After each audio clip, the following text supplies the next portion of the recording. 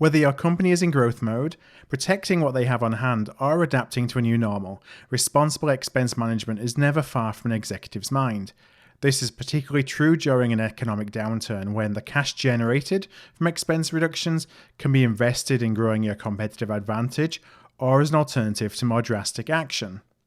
My name is Philip Ideson, and in this special 5-part Art of Procurement series, I'll share with you the strategies and tactics that you can use to responsibly build the expense management program that your organization needs and achieve cost savings that stick.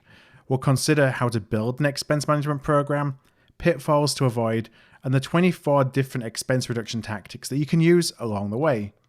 I'll be bringing my own personal experience from achieving hundreds of millions of dollars of savings as a practitioner and consultant over the last 20 years in a way that always focused on aligning outcomes with stakeholder and with company needs. Today, in part 4 of this 5-part series, I share 9 different category and demand management cost reduction tactics that you can use in your expense reduction wave plan.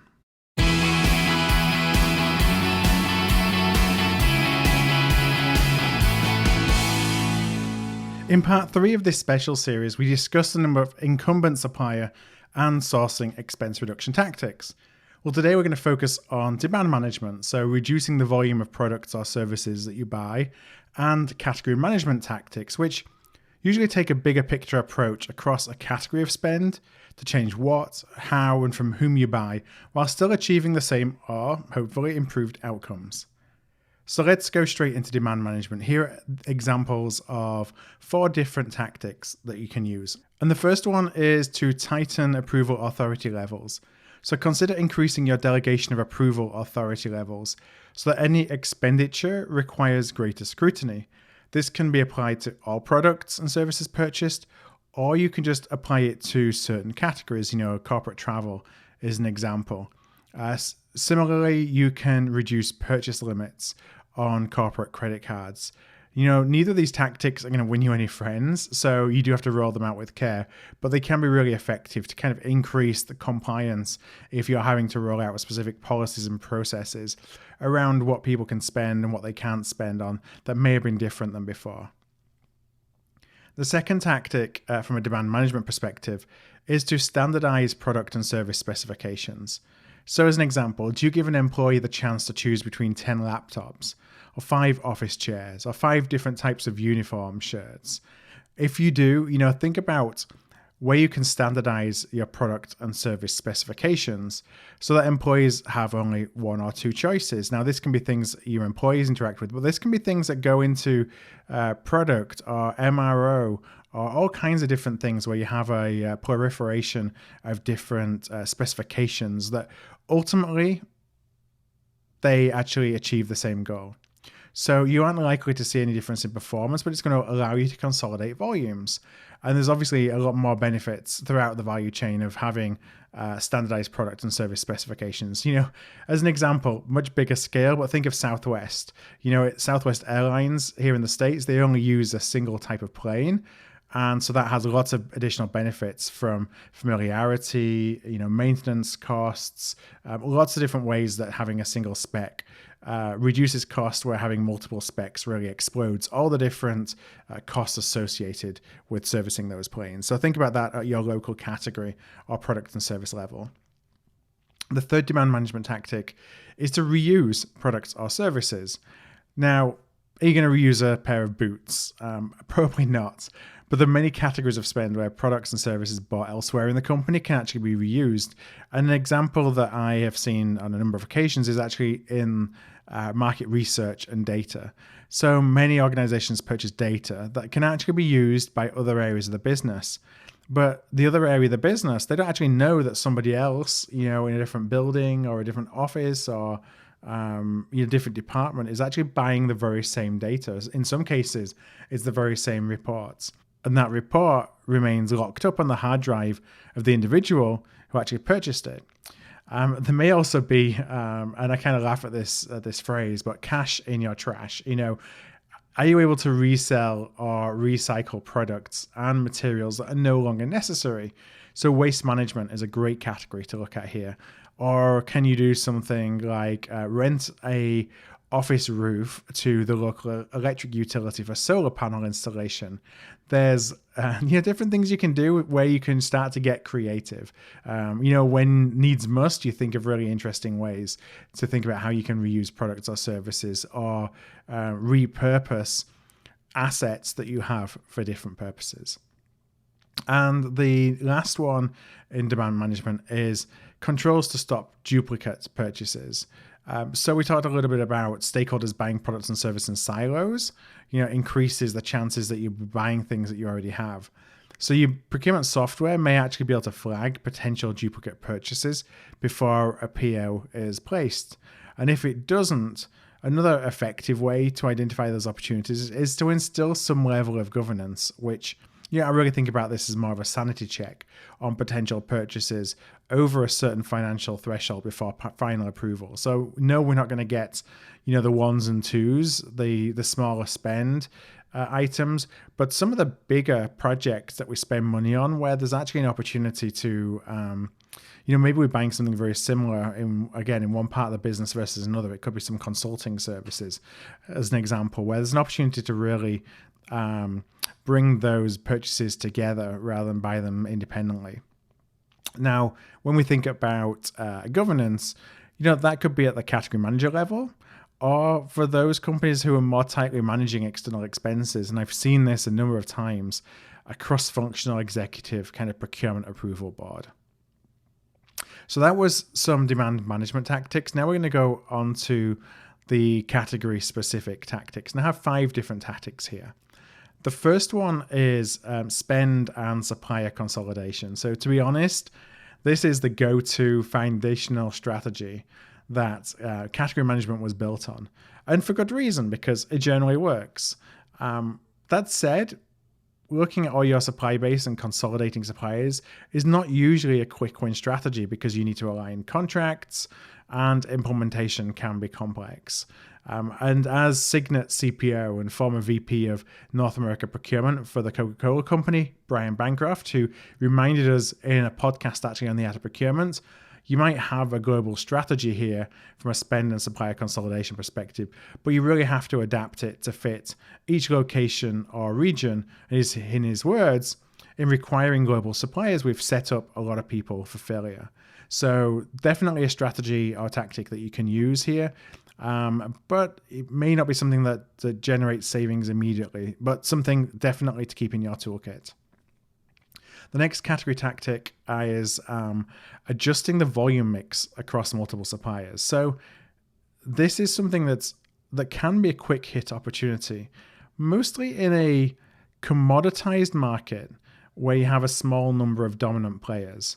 And examples where we've had success using this strategy may range from credit reports to automotive lighting. I did it personally as a buyer earlier in my career in the automotive lighting space, where, in that market, you have this position where you have 2, 3 providers, maybe 4 providers, but there's not really a lot of switching costs between them, and the products that they offer are pretty much the same. And you come and look at these, and it's the first time you've looked at them in a little while, and your volume mix really hasn't changed it can be in years. The providers become complacent because you haven't mixed it up, knowing that they can happily push kind of their 3% year-over-year cost increases without really any effect to their business because you just accept those cost increases, or perhaps you have done in the past because we haven't really looked at them in this way before. So now is a great time to shake things up. To really get maximum advantage of this strategy, if you know which SKUs, which individual products, in the lighting case, it was which individual type of light bulbs are more important to which company, because maybe they have a manufacturing line that they need to keep running, or they have new product innovation that they are really motivated to bring to market. If you can understand those on a supplier by supplier basis, you can really use that as leverage for lower pricing on those less desirable, lower volume SKUs. So let's say the only caveats I mentioned before, switching costs must be low. And really importantly, you have to have the authority to make the volume changes that you commit to, because nothing undermines this strategy quicker than committing to make changes and then demonstrating that you don't have the organizational support to do so. And I've actually seen it be more effective as kind of a two-step strategy. The first step is you renegotiate prices and volume switches, and you make some. Now, these may not be the best cost savings that you're going to achieve over the long term, but what you're doing is you're demonstrating to the suppliers that you have the ability to switch volumes. Once you've actually shown that, then the next round of negotiations, you're in a much stronger negotiating position. Now, the third tactic from a category management perspective is substitute products and services. So can you replace what you buy today with an alternative approach and still drive the same or better results? Now, this could be a substitute of a lower quality. An example in corporate travel may be to fly Spirit on your Chicago, New York city pair versus flying JetBlue. It can be a change in delivery method. So communicate with customers using emails and PDFs versus perhaps historically you still sent things through regular mail and through printed documents.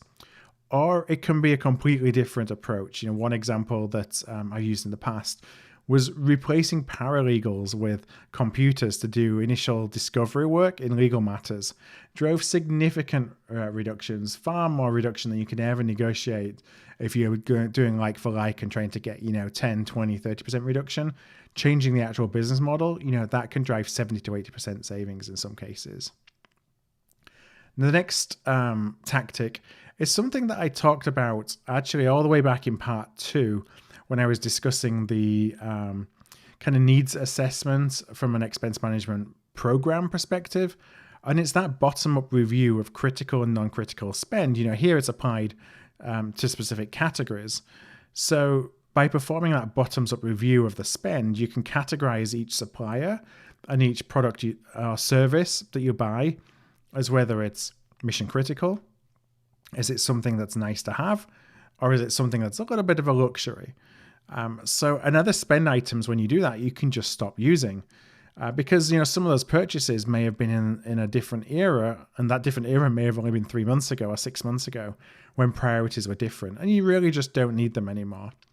Now you can then look and say, what are the areas that are fundamental to our competitive advantage that the risk reward payoff of trying to reduce the expense there isn't worth opening a hornet's nest. Recognize though, when you do this, a lot of stakeholders are going to tell you at the beginning that most of their spend is mission critical because they're not going to want to be seen as spending money on things that aren't important to them. So it definitely requires an empathetic approach. And it's often most effective in a group situation, where you can debate this without prejudice rather than just a one-on-one with the budget owner, where they can become a lot more defensive, but can be a really powerful strategy, one from category perspective, but also from demand management. And then the last tactic is to look at local sourcing to reduce total cost of ownership. Now, this might not be obvious, and local sourcing is going to be front and center, I think, of a lot of procurement strategies just from a risk mitigation perspective. But I want to talk about it just here in the context of total cost of ownership. And I say it may not be obvious because it may actually increase the purchase price versus an offshore, perhaps lower cost supplier. But few things give procurement a bad rep, like not considering the total cost of ownership. So I have 5% cost reduction initiative by bringing in a new supplier, a different location, may actually increase the total cost of ownership by 10% because of all the cost of transportation and travel, and maybe there's different processes and just things that we don't think about as much. So you can use local sourcing to reduce total cost of ownership, where you don't have that much travel, transportation involved. You have an easier communication channel. You can also use it, as I said, to reduce supply chain risk. And something that's important, I think will become even more important right now is in times when organizations are taking help from governments to survive, is that demonstration of a commitment to investing in your local community. So lots of benefits of local sourcing. Just make sure that your math is correct and that you're appropriately communicating the business case for increased product or service costs, because oftentimes the cost might be higher than before, because you may get some pushback before actually presenting real facts that support a total cost of ownership discussion. Okay, I want to thank you for listening to part 4 of this special series, Expense Management, Achieving Cost Savings That Stick. And I'm going to be back tomorrow for the final part 5 of this 5-part series, when I'm going to share some more general tactics that you can use. Thanks for listening to this Art of Procurement special series. For more information and for templates and cheat sheets that you can use to help drive savings that stick, we've created a free-to-access expense management hub that is powered by AOP Mastermind. For more information about the Expense Management Hub, go to artofprocurement.com/expense hub. That's artofprocurement.com/expense hub.